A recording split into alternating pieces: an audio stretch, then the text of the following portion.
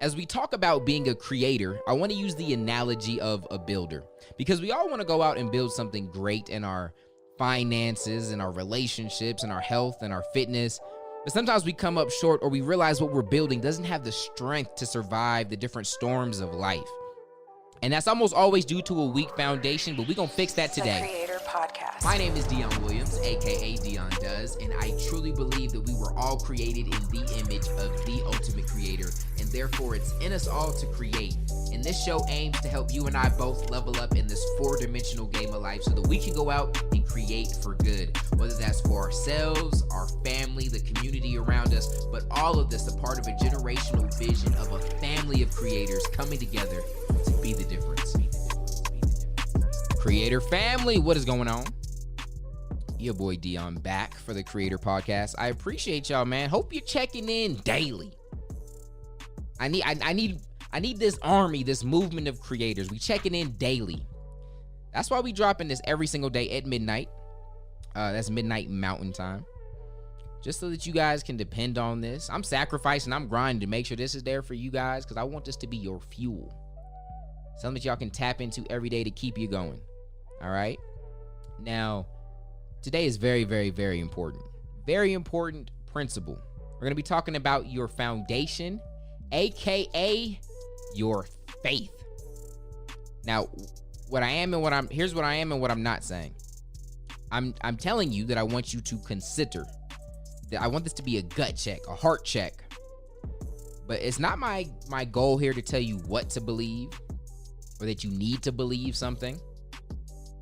But this principle is very, very powerful, and I'm going to do it in the form of a quote from Charles F. Stanley, who says, if you put your faith in yourself, in your abilities, intellect, and dreams, then your foundation is only as strong as you are.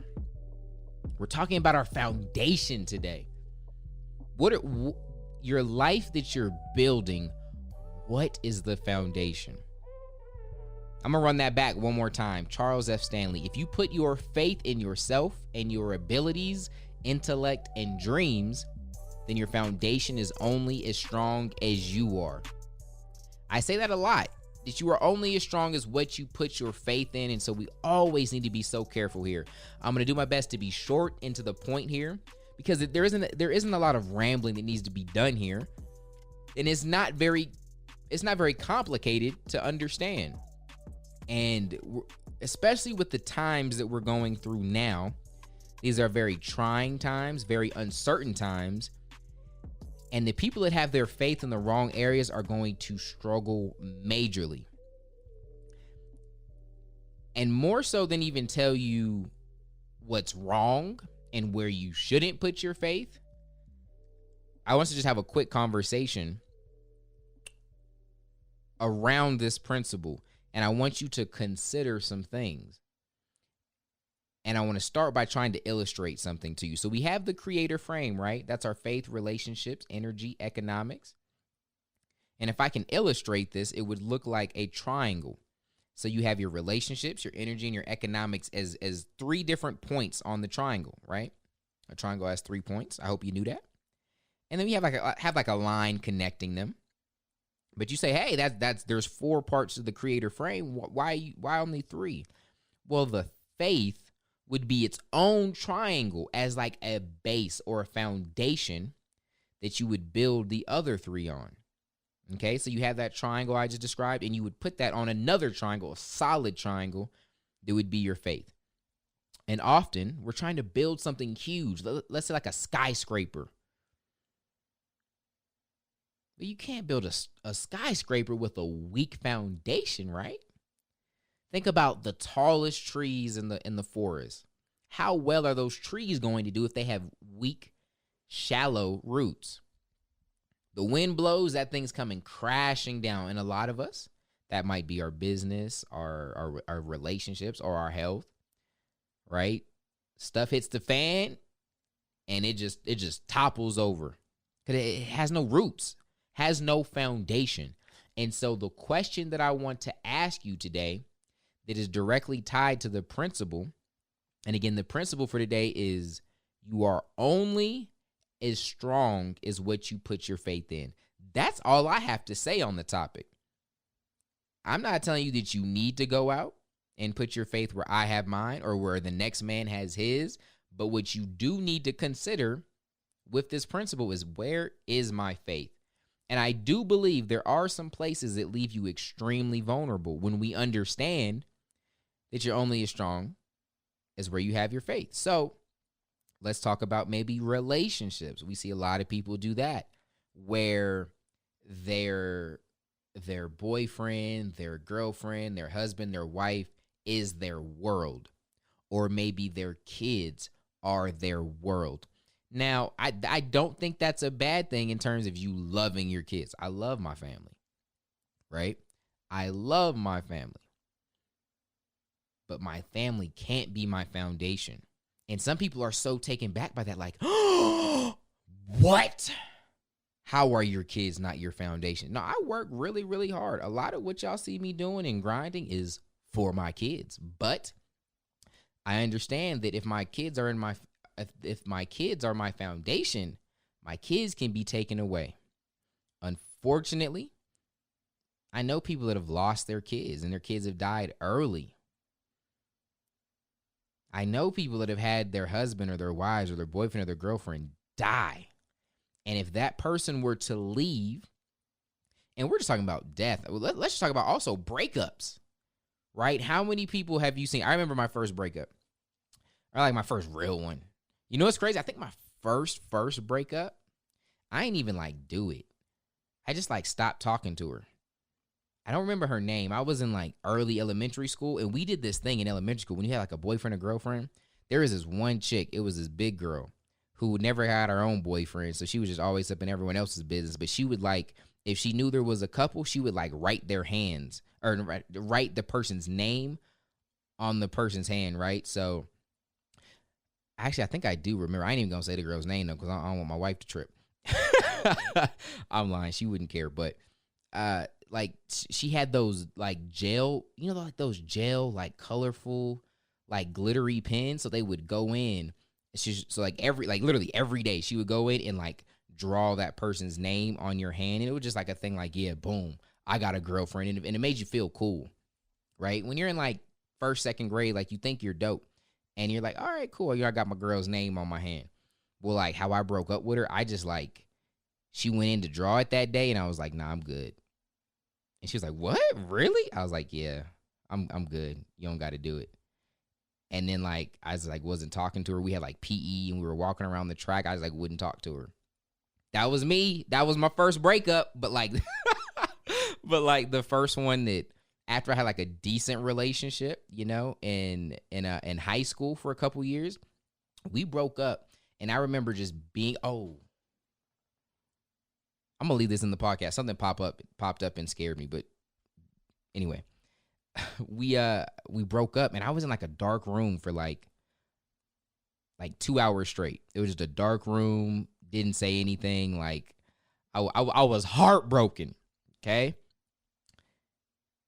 And then obviously fast forward, I'm actually grateful that happened, but breakups can happen. Whether they just stop writing your name on their hand, right?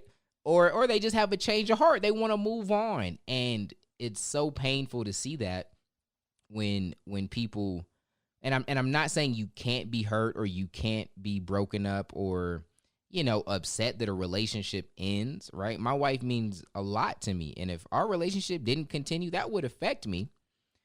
But she is not my foundation, and I am not her foundation. We don't need each other to live. And that's actually the beauty of our relationship. At the end of the day, I know she got God, and if I bump my head and go crazy, she gonna be just fine. That doesn't mean we don't love each other, don't care about each other. And the same with our kids. They can be very, very, very, very, very important to you. They can't be your foundation, though. They can't. Let's move on. We see people like that are very vain with their body, right? And their physique, or maybe even their health. But things can threaten that. Maybe corona, right? Maybe I've seen this in with like athletes that maybe get injured and they're not able to work out like they used to. Put on some weight. These are real things that happen. Or let's talk about the people that put their faith and their identity into their job or their career or their business. And then something switches there. Something happened that just sends them crashing down because their life, aka their faith, their existence, their identity was wrapped up in their job description. And so hear me clear. I'm not saying you can't take these things serious. I mean, that's part of the creator. As a creator, our code is to live an abundant 4-dimensional life. I want you to take all those things very, very seriously. But please beware, if you are building your life as one of those is your foundation, you are extremely vulnerable because people can die, people can move on, people can change their mind. Health can come under attack out of anywhere. Jobs you can be laid off, you can be fired. Businesses and markets can collapse. Look at Best Buy. That was just a random one, right? But especially with what we're going through now, we're seeing a lot of businesses struggling right now. And it's very important for me, and we'll talk about success and how I define it in a future episode, but it's really important for me, especially when I'm working with my students, to help them understand that we don't create our way to success. It's not about, man, when I create this business, I will have success. When I have this amount of money, when I have this car, when I have this relationship, when I land that girl or that guy, then I'm successful. We don't create to success. We create from success. And you're standing right on top of it. It's not about going out or climbing this mountain or achieving this. And a lot of us struggle with that, especially myself. I grew up an athlete, always playing sports. And so most athletes are wrapped up around achievements and medals and winning and championships and MVPs, all that stuff. And none of that is bad. None of that is inherently bad. But when it is your foundation and you're moving, you need to achieve it to find success, you're vulnerable. So let's revisit that. Let's revisit this Charles F. Stanley quote, but let's tweak it a little bit, because he says if you put your faith in yourself and your abilities, intellect, and dreams, I'm also going to add, or your job, or your physique, or your boo, or your bae, then you are only as strong as what you put your faith in.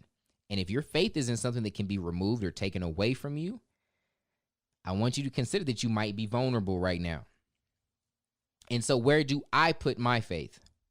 Right? I'm not trying to tell you where you should put your faith, but I put my faith.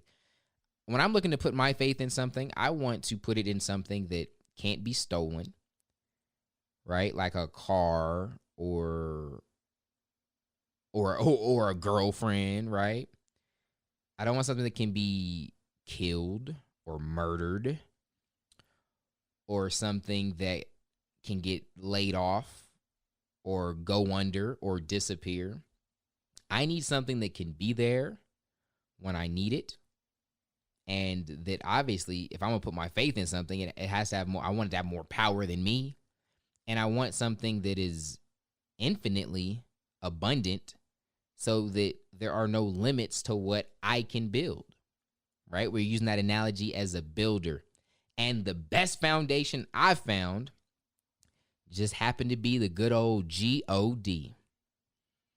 And that's where and I've shared this in a previous, I'm going to tell a lot of the same stories over and over again because everyone doesn't listen to every podcast. And I might just like to repeat myself. But I had this, I don't remember exactly, it's probably like 1 or 2 years earlier in my wife's marriage and in our marriage where I got really deep in personal development again. Like I was first introduced in high school as I was trying to get better at basketball. I started to learn sports psychology and just the mental aspect of the game. I had never been introduced to that. I was just always consumed with getting bigger, faster, stronger, improving cardio, working on my jump shot, my handles, all of that stuff as a basketball player. But then when I was introduced to like just the mindset, I was like, whoa, this is a game changer. And so long story short, I got obsessed. I improved from my junior to my senior year. But then that was kind of it from the personal development. I was introduced to the power of it, but I didn't go crazy with it. But early in my marriage, I went crazy with it. And I had this point where I was like, man, I don't think I need God. Because I grew up a Christian, right? And as someone that was, me and my mom were broke, like broke. There were so many hopeless moments, things that I didn't have the answers for, things that I didn't know. We had no choice but to trust God. And I don't think that's a bad thing. And it's funny how when we go through turmoil or stress or just uncertainty, right? There's a lot of people checking back in with God. God ain't heard from some of y'all in years. That job got snatched. You was like, hold up. Come here, God. Let me holler at you. Let me holler at you real quick. I know it's been a minute. I was going to go to church, God, but they shut it down. So, and sometimes I truly believe that's why God will allow certain things to happen in our life, because it wakes us up and it gets us back focused on the things that matter, the things that truly matter. But a lot of people are reconnecting. They're reconnecting with God, or they're maybe reaching out to connect for the first time, because a lot of these other things they were putting faith in are getting shut down. They're being compromised. And for me, we weren't going through a global pandemic then, but I was just learning how to solve problems in my own life like I had never done before. And I definitely don't think you need to ever stop doing that, right? I think as a Christian or a believer or someone that believes in God, you should always be sharp mentally.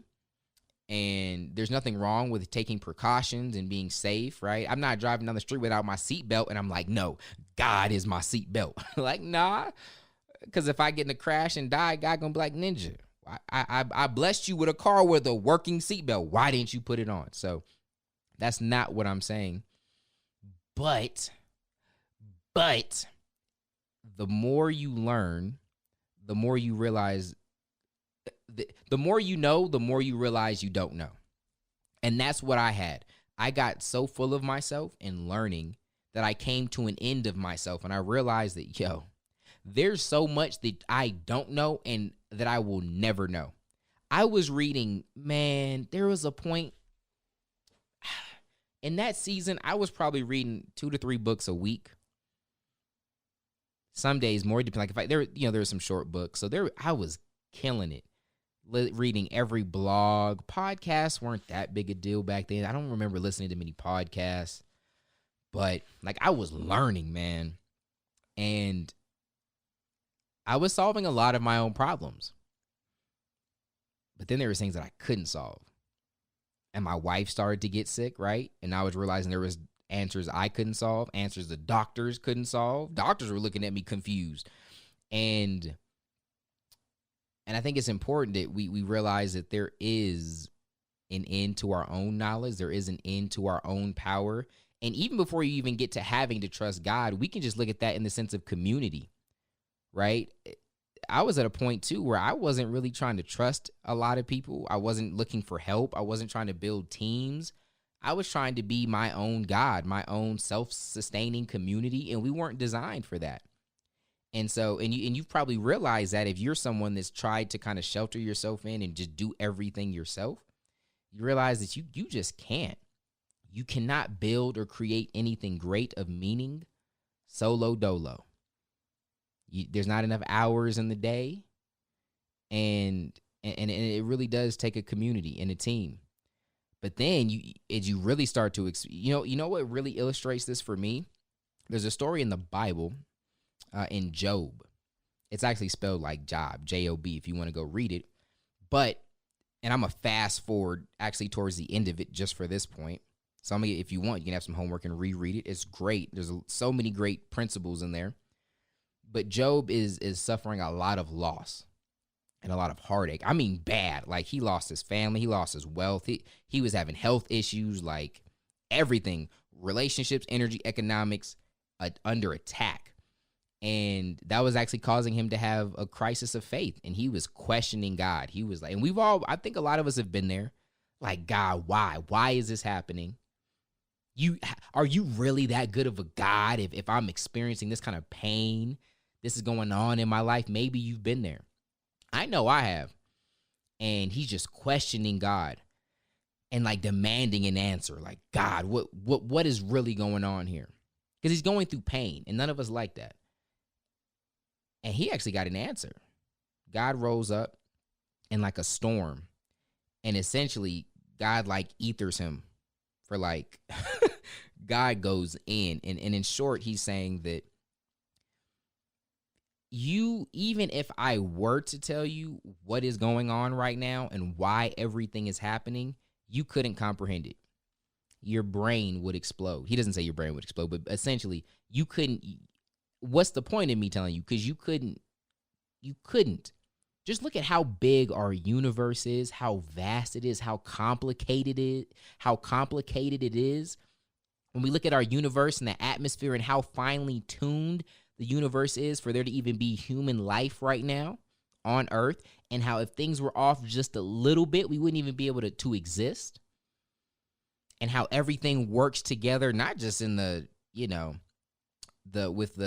in outer space, but even down to our own bodies and how they work, and the different animals and the sea and the sky. And he's just going in. Like if it was a rap battle, like God just demolished him. He was like, dude, just think about it.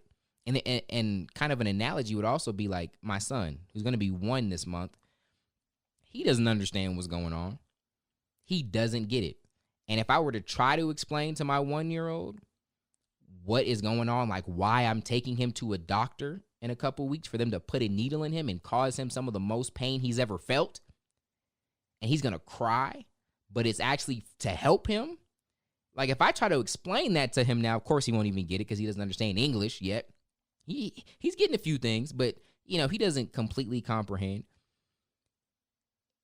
That's not even a fair enough explanation, because that's still at least a human. He's just a baby human. He's going to grow soon. Imagine a human, which is the creation, trying to comprehend the creator on his level.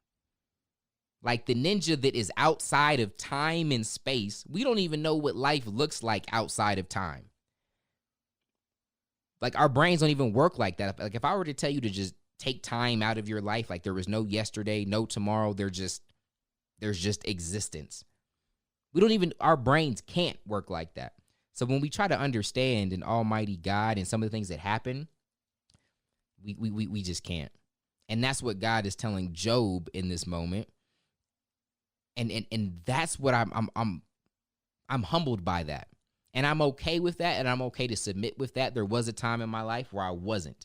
And that was probably the time, even though I knew a lot, there was a lot, my foundation was very fragile, and there was symptoms showing up in a lot of different areas in my life. And so for you, as you're listening to this, again, my question for you, let's put some feet to it. Nope. Let's put some feet to it. This is very, very simple. It's one question, and you have to be honest. Remember, part of being a creator is living in truth. Because if it's not truth, it doesn't really matter. I could say whatever, right? I could tell you I'm going to pay you back the $10 you gave me, but if I don't really do it, what does it mean? I could purpose and say I'm going to do something, but if it's not in truth, what's the point? And so let's hop in the circle of truth here. No lies allowed. Very simply, what are you putting your faith in? I'm not asking, did you read your Bible last week? I'm not asking if your mama were to ask or your pastor were to ask what you would say. I'm saying, in your deepest of hearts, where is your faith? Is it in a relationship? Again, I'm not here to tell you that's wrong. I'm just saying you might be vulnerable. You could still love your wife with everything you got, sacrificially, like Christ loved the church. But she doesn't have to be the foundation that you're building your life on. That limits you. I'm not saying you can't love your job and love your business. I wake up fired up for the business that my team and I are building. It's not my foundation, though. It could get snatched. man, there could be a ripple effect for so many different things with the pandemic, and things aren't the same that they are now. Business is booming, but that might not always be the case. And that's kind of what Job was experiencing. Right? I'm blessed at my health. I've never really had no major health issues. We're living in crazy, uncertain times right now. Some people get the coronavirus. Doesn't seem to be a big deal. Actually, no symptoms. There's actually people that would be considered healthy that didn't respond that great. I could be one. Obviously, I hope not. But that can't be where my foundation is. Does my life cease to exist if it's altered a little bit because my health changes or my circumstances change? I know people that have been in car accidents that just completely shifted their life. That's not in the game plan. It's crazy. You don't put that on the vision board. The car crash, no one puts that up there, right? And so, very simply today, my question is, where is your faith? And then follow up is, do you think that's the best place for it to be? Had to bring the beat back. And if it's not, where is the best place for your faith to be? Again, my goal here isn't to tell you where to put it. I shared where mine is, and I shared some very true principles with you, and the rest is up to you. I love you guys. Thank you for tuning in to the Creator Podcast. Make sure you check out freecreatorcode.com, because this creator movement isn't just a podcast. It isn't just a cool name. It isn't online courses. No, it's a movement. The podcast, the courses, all of that is a means to move this movement forward, and it starts with you accepting that identity as a creator. And that is, and that foundation, right? That identity as a creator, created in the image of the ultimate creator, will set you up for so much abundance in your life. It's not even crazy. Things just look different. Your relationships, your energy, your economics, they just look different when you have that right foundation and you're looking at things through abundance versus scarcity. You want more info on that? You can go to freecreatorcode.com.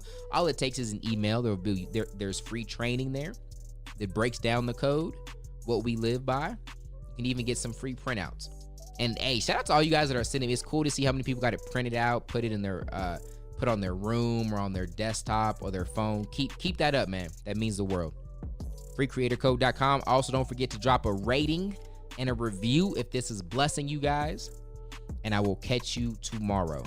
God first. God bless.